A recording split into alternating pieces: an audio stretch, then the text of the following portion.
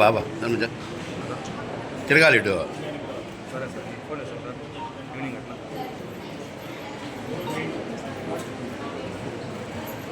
నేను మొన్న వస్తాను సార్ ఇక్కడ కలెక్టర్ ఆఫీస్లో నన్ను వచ్చినాక మీకు ఫోన్ చేస్తాను సార్. సార్ కొంచెం ఓకే సార్.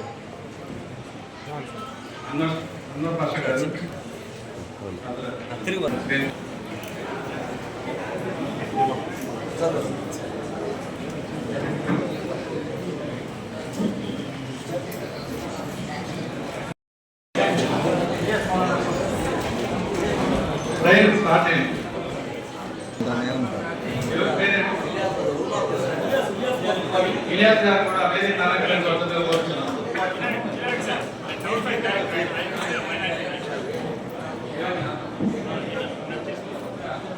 ఆన్సర్ కదా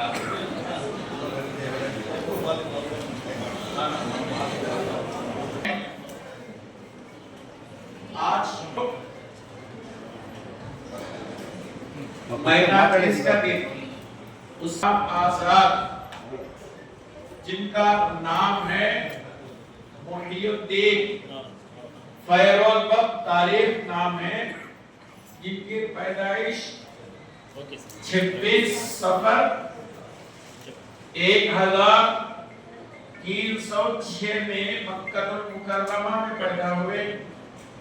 अल्लाह तबारक व तआला ने इनको 70 साल के हयात दिया।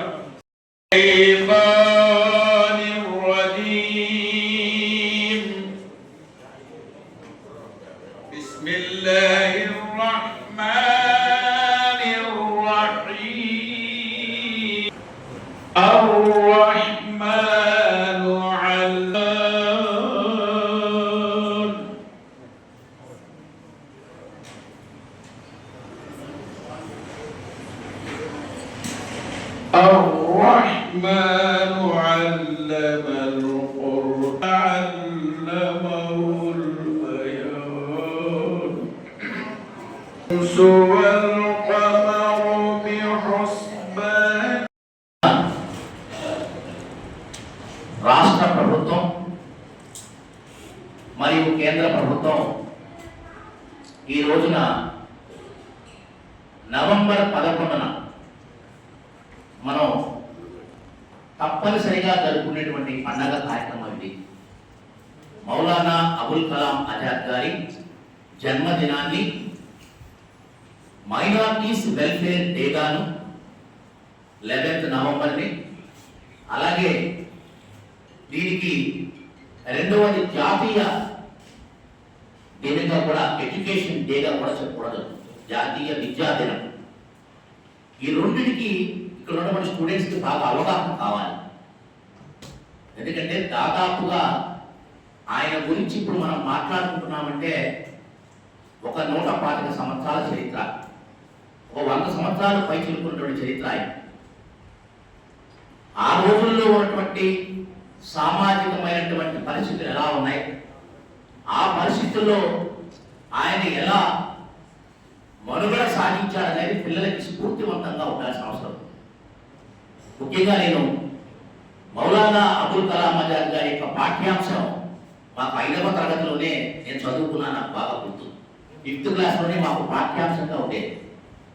మౌలానా అనగా పండితుడు అని ఆ రోజున నేను చిన్నప్పుడు చదువుకుంటున్నాను. కూడా ముస్లిం సాంప్రదాయంలో మౌలానా అని పిలుస్తూ ఉంటాను ఎక్కువ. నేను ఆ పదం మొదట నాకు తెలిసింది ఆ పాఠ్యాంశంలో వారి గురించి తెలుసుకున్న తర్వాత. మౌలానా అబుల్ కలాం ఆజాద్ ఆయన పేరులోనే ఒక వైబ్రేషన్, ఒక జాతికి సంబంధించినటువంటి మనుగడ కోసం ఆయన పోరాటం సాగించాడు. 2, ఆయన యువకుడుగా ఉన్నప్పుడు చేసినటువంటి హింసాయుత మార్గాలని కూడా వదిలిపెట్టి గాంధీజీ గారి యొక్క అహింసా సిద్ధాంతాలతో ఫాలో అయ్యి 1920 దగ్గర నుంచి కూడా ఆయన ఆల్మోస్ట్ మొత్తం కూడా టోటల్గా భారత జాతీయోద్యమంలో భాగం కాగలిగారు. ఆయన దాదాపుగా 20 వచ్చిన దగ్గర నుంచి మొదటగా సహాయ నిరాకరణ ఉద్యమం, నాన్ కోఆపరేషన్ మూవ్మెంట్ గాంధీజీ గారి నాయకత్వంలో ఇద్దరు కలిసి చేసింది. తర్వాత దండి సత్యాగ్రహం, క్విట్ ఇండియా ఉద్యమం, ఇలా వివిధ ఉద్యమాలలో తన ఉనికిని చాటుకొని తను జాతి మొత్తానికి కూడా ఒక ప్రేరణగా నిలబడిన వ్యక్తి అబ్దుల్ కలాం ఆజాద్ గారు. ఆయనలో అనేక పార్శ్వాలు ఉన్నాయి. ఆయన వారి ఇంతకుముందు భక్తులు చాలా మంది చాలా విషయాలు చెప్పారు. వారు మక్కాలో జన్మించారు, ఇండియాలో చనిపోయారు. అంటే ఈ దేశం యొక్క ఆయన పుట్టింది ముస్లింల మన భారతదేశ గడ్డలో ఆయన మరణించడం అనేది నిజంగా ఆయన మన దేశానికి చేసినటువంటి సేవగా మనం గుర్తించుకోవాలి. ఈ జాతికి, భారత జాతికి హిందూ ముస్లింల యొక్క ఐక్యత కోసం ఆ రోజున గాంధీజీ మహాత్ముతో కలిసి ఉడిముజం ఎడముజంగా నడుచుకుంటూ గాంధీజీ నడిపినటువంటి అన్ని ఉద్యమాల్లో పాల్గొన్నటువంటి మహావిద్య ఆయన. ఈ డిజర్వ్ ఫర్ భారతరత్న. అందుకే ఆయనకి ఆ రోజుల్లోనే భారతరత్న ఎప్పుడో చనిపోయిన తర్వాత 20 ఏళ్ళతో 30 ఏళ్ళు కదా అప్పుడే చేశారు భారతరత్న. ఇంతకీ ముందే చాలా మంది భక్తులు పెద్దవాళ్ళతో చాలా విషయాలు మాట్లాడారు. ఈ రోజున మనం ఒక స్వేచ్ఛగా విద్యను చదువుకోగలుగుతున్నామంటే ఆ మహానుభావుడు చేసినటువంటి బీజాలు, ఆ మహానుభావుడు నాటినటువంటి ఆ విత్తులు ఇవాళ మనందరం అనుభవిస్తున్నాం. ఒక యూజీసీ చెప్పారు, చాలా చక్కగా మాట చెప్పారు. యూజీసీ, యూనివర్సిటీ గ్రాంట్స్ కమిషన్, ఒక ఐఐటి. ఆయన బహుభాషా పండితుడు. ఆయనకి అరబ్బీ, ఉర్దూ, పర్షియన్, టర్కీ. మనకు ఒక భాష రావటానికే గల కుసుమం. మనకి ఒక భాషే మనకు పూర్తిగా స్వచ్ఛంగా స్వేచ్ఛగా మాట్లాడలేము. అలాంటి 7 భాషలో ఆంగ్లంలో కూడా అద్భుతమైన ప్రావీణ్యం కలిగినటువంటి మహోన్నత వ్యక్తి. ఇంతకుముందు అష్రఫ్ అలీ ఎవరు మాట్లాడారు మన భక్త గారు. ఆయన 1920లో కాంగ్రెస్ పార్టీలోకి వచ్చి అప్పటిదాకా ముస్లిం లీగ్ నాయకత్వం వహించినప్పటికీ 20కి ఆయన గాంధీజీ గారి ప్రేరణతో పూర్తి స్థాయిలో దీంతో రావడం, ఇండియన్ నేషనల్ కాంగ్రెస్ లో చేరిన 3 సంవత్సరాల్లోనే ఆయన దానికి అధ్యక్ష స్థానంలో తీసుకోవడం. ఎంత పరిస్థితి ఉంటే ఆ రోజుల్లో ఎంత హేమాహేమీలు ఉన్నారు, భాషల్లో పండితులు ఉన్నారు, ఉద్యమం పట్ల ప్రజల పట్ల మమేకమయ్యే అంకిత భావం కలిగిన వ్యక్తులు ఉన్నారు. కానీ అలాంటి వ్యక్తులందరిలో కూడా ఈయన అత్యంత ప్రభావితం చేసి చాలా వెరీ షార్ట్ పీరియడ్ లో కాంగ్రెస్ పార్టీకి 2 సందర్భాల్లో ఆయన అధ్యక్ష స్థానం వహించారు. మనం నేషనల్ ఎడ్యుకేషన్ డే అని చెప్పి మనం నిర్వహించుకుంటున్నాం. మౌలానా అబుల్ కలాం ఆజాద్ గారి జయంతి సందర్భంగా ఈ కార్యక్రమాన్ని మనం నిర్వహించుకుంటున్నాం. 11 సంవత్సరాలు విద్యాశాఖ మంత్రిగా పనిచేశారు. స్వాతంత్రం వచ్చిన తర్వాత ఏర్పడినటువంటి ప్రథమ ప్రభుత్వంలో వీరు విద్యాశాఖ మంత్రిగా చేరి ఈ దేశానికి 11 సంవత్సరాలు కంటిన్యూస్గా ఎడ్యుకేషన్ మినిస్టర్గా పనిచేశారు. వారు చేసినటువంటి సేవలు, వారు చేసినటువంటి విద్యాభివృద్ధి, ప్రధానంగా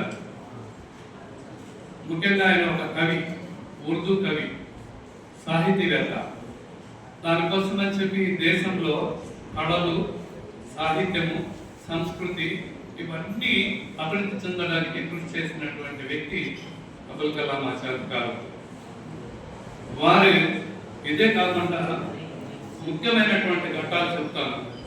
ఒకటి, ఈరోజు మనం అందరూ కాలేజీల గురించి, యూనివర్సిటీల గురించి మాట్లాడుకుంటున్నాము. ఈ దేశంలో యూజీసీ అంటే యూనివర్సిటీ గ్రాంట్స్ కమిషన్, యూజీసీ అనేటువంటి సంస్థను ఏర్పాటు చేసిందే మౌలానా అబుల్ కలాం ఆజాద్ గారు. అదేవిధంగా ఈరోజు దేశంలో అందరూ మాట్లాడుకుంటున్నాం అత్యున్నతమైనటువంటి ఇంజనీరింగ్ ఇన్స్టిట్యూట్ ఐఐటి అని ఖరగ్పూర్ ఐఐటిని స్థాపించినటువంటిది వీరే. అదేవిధంగా నేషనల్ ఇన్స్టిట్యూట్ ఆఫ్ ఎడ్యుకేషన్ ఈరోజు దేశానికి మొత్తము ఎల్కేజీ యూకేజీ నుంచి పీజీ వరకు విద్యా సంస్థలు ఏమన్నా చేపట్టాలి అంటే నేషనల్ ఇన్స్టిట్యూట్ ఆఫ్ ఎడ్యుకేషన్ ద్వారానే చేపట్టాలి. ఆ సంస్థను ఏర్పాటు చేసింది కూడా వేరే. సో ఈ విధంగా చెప్పుకుంటూ పోతే 11 సంవత్సరాలు ఎడ్యుకేషన్ మినిస్టర్గా ఉన్నటువంటి వీరు అనేక సంస్థలను మార్గదర్శనం దేశం యొక్క విద్యాభివృద్ధికి సంస్కరణ చేపట్టారు. 1948లో ప్రైమరీ సెకండరీ విద్యా కమిషన్ ఏర్పాటు చేశారు. 1952లో కాలేజియేట్ విద్యా కమిషన్ ఏర్పాటు చేశారు. అనేకమైనటువంటి సంస్కరణలు చేశారు. మీకు అందరికి కూడా ఈ విషయాలంతా కూడా మిగిలిన వక్తలు కూడా మాట్లాడతారు. ముఖ్యంగా మన జిల్లాకు వచ్చేటప్పటికి మనకు ఈరోజు ఇంగ్లీష్ మీడియం రాకముందు కొన్ని ఉర్దూ పాఠశాలలు ఉన్నాయి.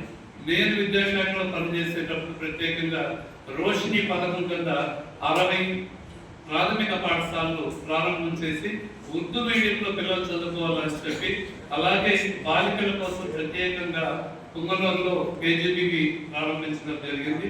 జరుపుకుంటున్నామంటే హిందూ ముస్లిం యొక్క ఐక్యత కోసము మౌలానా అబుల్ కలాం ఆజాద్ గారు చాలా కృషి చేశారు. ఈ దేశంలో ఈ దేశ ప్రజల కోసం అభ్యున్నతి కోసమే పనిచేసినాడు. కాబట్టి ఆయనకు ఎవరికి దక్కినటువంటి గొప్ప బిరుదు దక్కింది మనకు మౌలానా అబుల్ కలాం ఆజాద్ గారికి.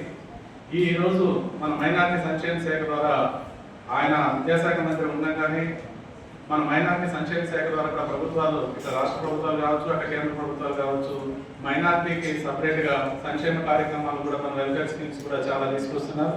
అందులో భాగంగానే మనం ప్రతి ఒక్కరికి విదేశీ విద్యా విధానం కానీ, విదేశీ స్కాలర్షిప్స్ కానీ, అలాగే మనం షాదీ మహల్ కన్స్ట్రక్షన్ కి గ్రాంట్ రేట్ ద్వారా కన్స్ట్రక్షన్ కానీ, అలాగే రెన్యువేషన్ కూడా మన స్టేట్ గవర్నమెంట్ ద్వారా గ్రాంట్ రేట్ ద్వారా కూడా మనం శాంక్షన్ చేయడం జరుగుతుంది. అలాగే చర్చెస్ కూడా మనకు గ్రాంట్ రేట్ ద్వారా కన్స్ట్రక్షన్ కు రెన్యువేషన్ కు కూడా మనం అమౌంట్ ఇవ్వడం జరుగుతుంది. తర్వాత మనం స్టేట్ గవర్నమెంట్ ఇచ్చే స్కీమ్లే కాకుండా సెంట్రల్ గవర్నమెంట్ స్కీమ్ వచ్చి ప్రధానమంత్రి జన వికాస్ కేంద్రం అని పిఎంజేవికే అనే కేంద్రం ద్వారా, ఆ ప్రోగ్రామ్ ద్వారా మనం ఎక్కడైనా కానీ విద్య కానీ, అంటే ఆరోగ్యం కానీ, ఇవన్నీ డెవలప్ చేసుకునే దానికి బిల్డింగ్లు కానీ, ఇవన్నిటి కూడా కేంద్ర ప్రభుత్వం కూడా మైనార్టీ సంక్షేమ శాఖ ద్వారా మనకు ఇస్తుంది. అది పిఎంజేవికే ప్రోగ్రామ్ 60-40 రేషియోతో మనకు సెంట్రల్ గవర్నమెంట్ కూడా ప్రోగ్రామ్ చేస్తుంది. ఇదే కాకుండా టోటల్ గా సెంట్రల్ గవర్నమెంట్ స్కీమ్ ఇంకోటి కూడా ఉంది. అదేమంటే స్కాలర్షిప్స్. మనకి ఇచ్చేటువంటి స్టేట్ గవర్నమెంట్ ఇచ్చే స్కాలర్షిప్స్ కాకుండా మనకు ఫస్ట్ క్లాస్ నుండి అప్ టు పీజీ వరకు కూడా సెంట్రల్ గవర్నమెంట్ స్కాలర్షిప్స్ ఇస్తా ఉంది. రైట్ టు ఎడ్యుకేషన్ యాక్ట్ ద్వారా 6 నుండి 14 సంవత్సరాలకు ఉచిత నిర్బంధ విద్య ఉంది. కాబట్టి 6 నుండి 14 సంవత్సరాల పిల్లలకు అంతా కూడా తీసేయడం జరిగింది ఈ మధ్య. ఇప్పుడు 9th క్లాస్ నుండి ఆ స్కాలర్షిప్ అనేది రన్ చేయడం జరుగుతుంది. ఇది సెంట్రల్ గవర్నమెంట్ స్కీమ్స్. అలాగే స్టేట్ గవర్నమెంట్స్ మన మైనారిటీల సంక్షేమం కోసము పాస్టర్స్ ఆధ్వర్యం ఎవ్రీ మంత్ కూడా 5,000 ఇవ్వడం జరుగుతుంది. అలాగే ఇమాం మౌజన్లకి 10,000, ఇమాములకి మౌజన్లకి 5,000 మన ప్రభుత్వం కూడా ఈ యొక్క సంక్షేమ కార్యక్రమంలో భాగంగా ఇస్తున్నారు. అలాగే మనకు ఒక రెసిడెన్షియల్ స్కూల్ ఒకటి ఉంది చిత్తూరు మురకంపేట దగ్గర. ఆ రెసిడెన్షియల్ స్కూల్ 480 మంది స్ట్రెంత్ ఉన్నాను. ఇప్పుడు 200 మంది అక్కడ ప్రజెంట్ స్ట్రెంత్ ఉన్నారు. మనకు మైనార్టీ రెసిడెన్షియల్ స్కూల్ కూడా ఒకటి ఉంది.